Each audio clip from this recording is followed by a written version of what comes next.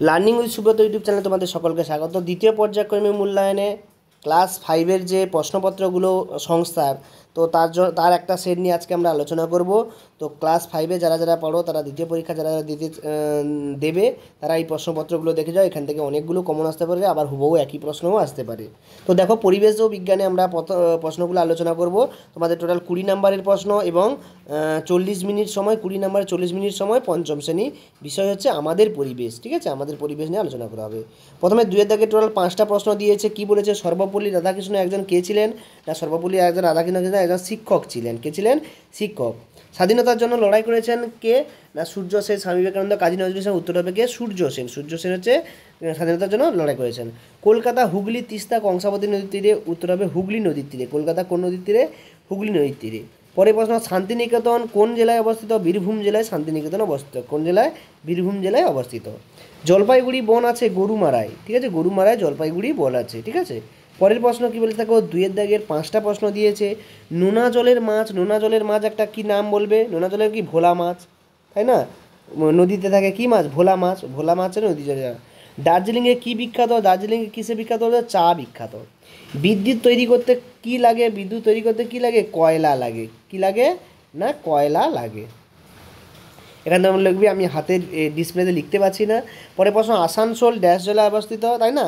আসানসোল কি বীরভূম জেলা? আসানসোল, তাই তো? পরেরটা ড্যাশ একটা জিওল। আসানসোলটা তোমরা দেখে নেবে, আমার অতটা খেয়াল নেই। তোমরা আসানসোল কোন জেলা অবস্থিত সেখান থেকে দেখে নেবে। পরের প্রশ্ন, জিওল মাছ হচ্ছে কী প্রকার মাছ? একটা ড্যাশ একটা জিওল মাছ। উত্তর হবে কই মাছ। কই মাছ হচ্ছে কি? জিওল মাছ। এর পরের প্রশ্নটা দেখো কি বলেছে? ধান কাটা ও ঝাড়ার আধুনিক যন্ত্রের নাম কি? হারভেস্টার। রায়গঞ্জ পাখিরালয়ের নাম কি? পশ্চিমবঙ্গে উঁচু পর্বত শৃঙ্গের নাম কি? সান্দাকাপুর। কোন জেলার মাটি ধানের জন্য ভালো? তাই না? কোন জেলার মাটি? বর্ধমান জেলার মাটি হচ্ছে ধানের পক্ষে ভালো। একটি অর্থকারী পোকার নাম? অর্থকারী মৌমাছি একটি অর্থকারী পোকা, তাই না? বা রেশম কীটও হতে পারে। একজন বিজ্ঞানীর নাম লেখো। বিজ্ঞানীর নাম কি লিখবি? একজন বিজ্ঞানীর নাম যে কোনো একটা। আচার্য জগদীশ চন্দ্র বসু। পশ্চিমবঙ্গের তারপর দেখো 3টে করতে বলেছে 2 নম্বরে। পশ্চিমবঙ্গের মালভূমি অঞ্চলে জেলাগুলির নাম লিখবে। নিত্যব নদী কাকে বলে? না, যে নদীতে সারা বছর জল থাকে তাকে নিত্যব নদী, যেমন গঙ্গা। 2জন স্বাধীনতা সংগ্রামীর নাম কি লিখবে? নেতাজি সুভাষচন্দ্র বসু, বিনয় বাদল দীনেশ, মাস্টারদা সূর্য সেন, ক্ষুদিরাম বসু। তিতুমির কেন বিখ্যাত? কেন? তিনি বাঁশের কেল্লা তৈরি করেছিল ইংরেজদের বিরুদ্ধে লড়াই করার জন্য। জমিতে বেশি কীটনাশক ব্যবহারের কুফল কি? না, বেশি কীটনাশক যদি জমিতে ব্যবহার করা হয়, ফসলের ক্ষতি হবে, জমি উর্বরতা নষ্ট হবে এবং ফসলের গুণগত মান কমে যাবে। ওই ফসল যদি কেউ খায়, তার শরীর খারাপ করবে। তো দেখো, তোমাদের ক্লাস 5-এর আমি পরিবেশ ও বিজ্ঞানের যে প্রশ্নগুলো সংস্থার হয় সেগুলো আলোচনা করে দিলাম।